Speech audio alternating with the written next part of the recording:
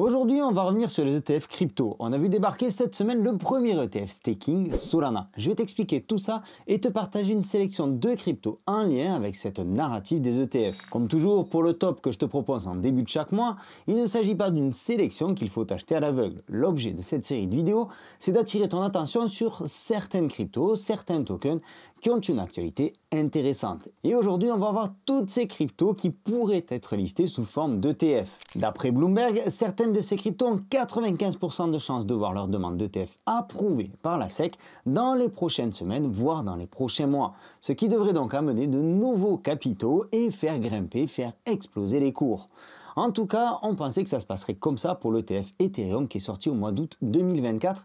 Alors quand on voit le résultat aujourd'hui, on se demande si c'est vraiment une bonne chose. Il y a plusieurs paramètres à prendre en compte, les émetteurs des ETF, la crypto en question et aussi cette histoire de staking, cette histoire de rendement. Alors on commence avec les stars du moment, les cryptos avec les meilleures chances d'avoir un ETF approuvé par la SEC en 2025. Ce tableau, c'est celui de James Seyffart, un journaliste de Bloomberg. C'est donc une source fiable, voire même très fiable. Et je te laisserai en description de la vidéo le lien vers son Twitter. Tout ceci pour t'encourager toi aussi à faire tes propres recherches. On retrouve donc en tête le Litecoin qui a 95% d'être listé avant la fin de l'année 2025. Ensuite, on retrouve le Solana et XRP qui ont aussi 95% de chances de listing. Dogecoin qui suit avec 90%, puis Cardano, Polkadot, Hbar ou encore Avalanche qui suivent eux aussi avec 90% de chances. Ce qui ne veut pas dire que tous sont intéressants à mettre dans notre bague. Un ETF ou Exchange Traded Fund, c'est un fonds qui suit un actif comme le Bitcoin ou l'Ethereum et qui se trade en bourse exactement comme n'importe quelle action. Tu vas l'acheter chez ton courtier, pas besoin de wallet ou de clé privée.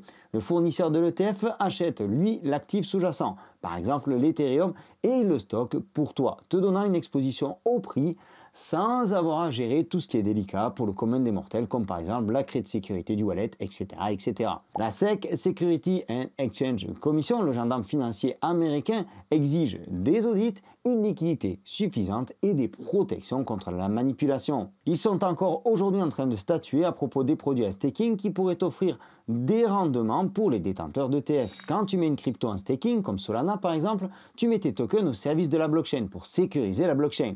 Et pour te remercier, le réseau te verse une rentabilité. Ici, c'est le fournisseur d'ETF qui s'occupe de tout ça. Et pour les fonds d'investissement boursiers, ça revient un peu à la même chose qu'investir dans une action à dividende. Tu touches régulièrement un pourcentage de revenus passifs. C'est pour ça qu'on parle autant de ces fameux ETF staking, notamment sur Ethereum et Solana. Aujourd'hui, les ETF sur Bitcoin, c'est plus de 131 milliards de dollars et quasiment 9 milliards sur Ethereum. Ça commence à peser dans le système.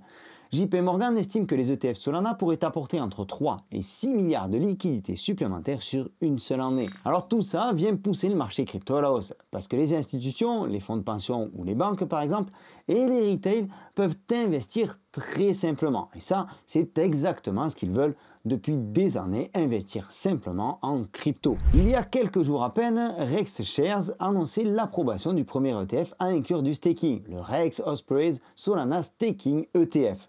Cet ETF très particulier investit directement en Solana et stake 40% des actifs pour générer des revenus. Et c'est peut-être le premier d'une longue série. Seulement voilà, la SEC n'est pas tout à fait d'accord. Elle a forcé Rex à investir à l'étranger pour éviter des problèmes de classification, ce qui génère des frais supplémentaires et rend aujourd'hui le rendement pas super terrible, du moins vu de notre œil, nous qui sommes dans la crypto depuis déjà pas mal de temps. Quoi qu'il en soit, ça fait un moment que cette histoire tourne et ils finiront bien par tout mettre à plat. Il y a trop d'argent en jeu pour ces grands groupes financiers.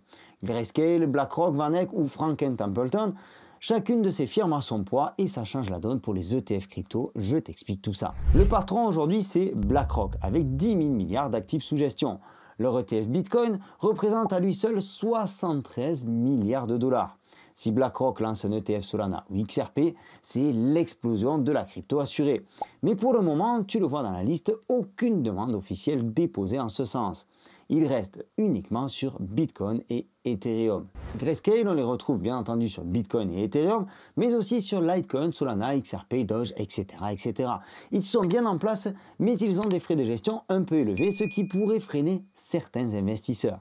Ensuite, on retrouve Bitwise, VanEck, 21Shares, qui ont un impact limité sur le marché, non négligeable mais limité. Donc dans notre liste, dans notre choix d'investissement pour viser le listing ETF et toute la hype qui va se créer autour, il va donc falloir qu'on fasse un tri. Et ceci en tenant compte de certains paramètres. Déjà, et vu la chaleur ambiante, je pense que ça ne t'a pas échappé, on est en pleine période estivale. Et si jamais de nouveaux ETF sont lancés, on n'aura pas véritablement d'engouement derrière, puisque les institutionnels sont en vacances. Ce qui est une des raisons pour laquelle l'ETF Ethereum a eu un démarrage poussif l'année dernière. Pour rappel, il avait été lancé au tout début du mois d'août. Il faudra donc attendre la rentrée pour voir les véritables effets des lancements, si ceux-ci ont lieu d'ici là. Ceci étant, il faudrait se positionner avant. Plus on se positionne tôt, plus on a de chances de jouer le listing. On va aussi prendre en compte les ETF qui seront potentiellement en staking. On va privilégier cela parce qu'il y a une hype supplémentaire qui se crée autour, à commencer par Solana. Et puis on choisira en fonction du pourcentage de chance de la mise en place d'un ETF, mais aussi en fonction du nombre de firmes qui sont dans les starting blocks pour ces fameux listings. Et c'est pourquoi je me suis appuyé sur ce tableau. Il est très pertinent, très bien résumé et suffisamment concis pour ne pas avoir à chercher midi à 14 h. Litecoin, qui est un fork du Bitcoin basé sur la même blockchain, est en tête, suivi de Solana, qui représente une grosse communauté et un potentiel intéressant, notamment parce qu'il devrait offrir du rendement. Tu vois que tous les deux, voire tous les trois avec XRP, ont des demandes de listing qui proviennent de plusieurs firmes. XRP qui est revenu de l'au-delà il y a quelques mois et dont le procès semble toucher à sa fin. Il reste encore cependant quelques détails à régler avec la SEC, XRP qui s'annonce comme une solution de paiement à l'international. Et puis il y a Dogecoin qui lui aussi est une blockchain totalement indépendante, un meme coin que tout le monde connaît, qui a sa communauté et surtout sa notoriété. On pourrait ajouter à cette liste dans notre bague Cardano, Polkadot, Hbar ou encore Avalanche qui ont aussi 90% de chances d'acceptation.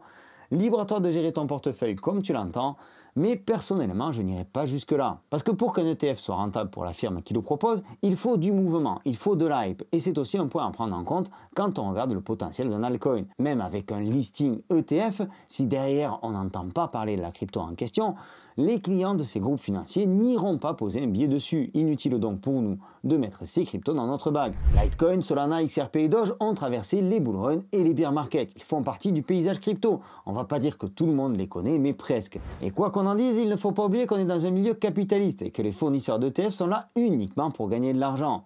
Ce qu'ils font grâce aux frais. Ils ne vont donc pas lister des cryptos qui sont moins connus, du moins pas dans un premier temps. L'idée de cette sélection, c'est de jouer le listing donc sur certaines cryptos en ETF, comme je te le disais, Solana, XRP, Litecoin et Doge.